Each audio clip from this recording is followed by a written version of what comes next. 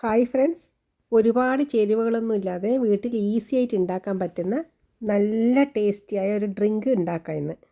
ഈ ചൂടിന് ഇതൊരു ഗ്ലാസ് കുടിച്ചാൽ മതി, വയറും നിറയും, ദാഹവും മാറും. എന്നാൽ പിന്നെ ഇതെങ്ങനെ ഉണ്ടാക്കാമെന്ന് നോക്കാം. ഒരു പാത്രത്തിലേക്ക് 3 ഗ്ലാസ് പാലൊഴിച്ച് കൊടുക്കുക. ഇത് നമ്മൾ സാധാരണ ചായക്കെടുക്കുന്ന പാലില്ലേ, ആ പാലാണിത്. ഈ പാലൊന്ന് ചൂടാക്കിയെടുക്കണം. പാല് അടിയിൽ പിടിക്കാതിരിക്കാൻ വേണ്ടി ഇതൊന്ന് ഇളക്കി കൊടുക്കുക. പാലിപ്പം ചൂടായി വന്നിട്ടുണ്ട്. ഇതിലേക്ക് മധുരത്തിന് ആവശ്യമുള്ള പഞ്ചസാര ഇട്ട് കൊടുക്കുക. ഞാനിതിലേക്ക് 2 ടേബിൾ സ്പൂൺ പഞ്ചസാര ഇട്ട് കൊടുക്കുന്നുണ്ട്.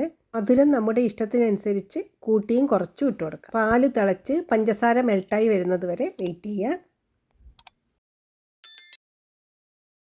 പാല് നന്നായി തിളച്ച് വന്നതിന് ശേഷം 1 ടേബിൾ സ്പൂൺ സേമിയ ഇട്ട് കൊടുക്കുക.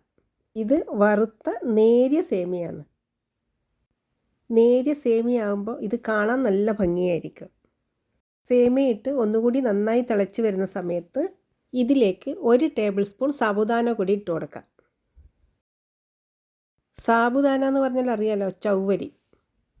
ഈ സാബുദാന ചെറിയ പേഴ്സാണ്. ചെറിയ പേഴ്സായതുകൊണ്ട് ഇത് സോക്കൊന്നും ചെയ്ത് വെക്കേണ്ട ആവശ്യമില്ല. ഇത് തിളച്ച് വരുന്ന പാലിലേക്ക് ഇട്ടാൽ പെട്ടെന്ന് തന്നെ ഇത് വെന്ത് വന്നോളും. സാബുദാന ഇട്ട് ഇത് നന്നായി ഇളക്കി കൊടുക്കണം, അല്ലെങ്കിൽ ചിലപ്പോൾ ഇത് കട്ട പിടിച്ച് പോകും.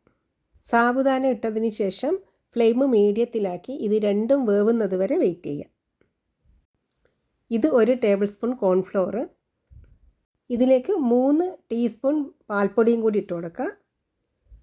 ഞാനിത് 3 ടീസ്പൂൺ നിറയെ എടുത്തിട്ടുണ്ട് പാൽപ്പൊടി. ഇത് നമ്മുടെ ഇഷ്ടം പോലെ കൂട്ടിയും കുറച്ചും ഒക്കെ എടുക്കാം.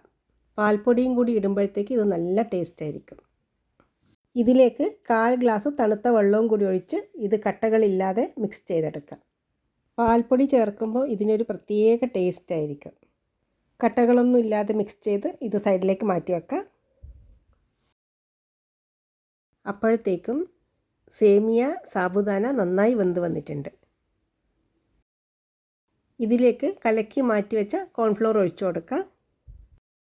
ഇത് ഒന്നുകൂടി മിക്സ് ചെയ്ത് വേണം ഒഴിക്കാൻ. കോൺഫ്ലോർ ഒഴിച്ചു കഴിഞ്ഞാൽ കൈവിടാതെ ഇളക്കി കൊടുക്കണം. ഇത് തിളച്ച് വരുന്ന സമയത്ത് കട്ടിയായി തോന്നുകയാണെങ്കിൽ 1/2 ഗ്ലാസ് ചൂട് പാലും കൂടി ഒഴിച്ചാൽ മതി. ടേസ്റ്റ് ഒന്ന് ബാലൻസ് ചെയ്യാൻ വേണ്ടി 1 നുള്ളു ഉപ്പും കൂടി ഇട്ട് നന്നായി ഒന്നുകൂടി മിക്സ് ചെയ്യുക. ഇത് അധികം തിളപ്പിച്ച് കുറുക്കിയെടുക്കേണ്ട ആവശ്യമില്ല. തണുത്ത് വരുമ്പോൾ കുറച്ചുകൂടി കട്ടിയാവും. ഇനി ഇത് ഫ്ലെയിം ഓഫ് ചെയ്ത് വേറൊരു പാത്രത്തിലേക്ക് ഒഴിച്ച് തണുക്കാൻ വേണ്ടി വെക്കാം. വേറൊരു പാത്രത്തിലേക്ക് ഒഴിച്ച് ഇടയ്ക്കിടയ്ക്ക് ഇതൊന്ന് ഇളക്കി കൊടുക്കണം.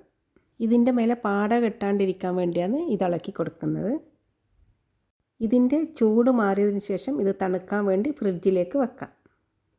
ഇത് 2 മണിക്കൂർ ഫ്രിഡ്ജിൽ വെച്ച് തണുപ്പിച്ചെടുത്തതാണ്. ഇത് കണ്ടോ, തണുത്ത് വരുമ്പോഴത്തേക്ക് നല്ല ക്രീമി ആയിട്ടുണ്ടാവും. ഇതിലേക്ക് കട്ട് ചെയ്ത പകുതി ആപ്പിൾ ഇട്ട് കൊടുക്കുന്നുണ്ട്. നമുക്കിഷ്ടമുള്ള പുളിയില്ലാത്ത ഏത് ഫ്രൂട്ട്സ് വേണ്ടെങ്കിലും ഇട്ട് കൊടുക്കാം. ഇത് സ്ട്രോബെറീൻ്റെ ജെല്ലിയാണിത്. ഇതും കൂടി ഇട്ട് കൊടുക്കാം. ജെല്ലിയെല്ലാം ഉണ്ടാക്കാൻ എല്ലാവർക്കും അറിയാമല്ലോ, അതാണ് അത് കാണിക്കാഞ്ഞത്. ഇനി ഇതെല്ലാം കൂടി മിക്സ് ചെയ്തെടുക്കാം. സെർവ് ചെയ്യുന്നതിന് തൊട്ട് മുന്നേ വേണം ഫ്രൂട്ട്സും ജെല്ലിയും ഇട്ട് കൊടുക്കാൻ. ഇത് കഴിക്കാൻ നല്ല ടേസ്റ്റ് ആയിരിക്കും. കൂടുതൽ സാധനങ്ങളൊന്നും ഇല്ലാതെ തന്നെ ഉണ്ടാക്കാൻ പറ്റുന്ന നല്ലൊരു ഡ്രിങ്ക് റെഡിയായി. ഇത് തണുപ്പോടെ കഴിക്കാൻ നല്ല ടേസ്റ്റ് ആയിരിക്കും. ചൂട് സമയത്ത് കഴിക്കാൻ പറ്റിയ ക്രീമി ടെക്സ്ചറിലൊരു ഡെസേർട്ട് റെഡിയായി. Okay friends, bye bye. Thank you for watching.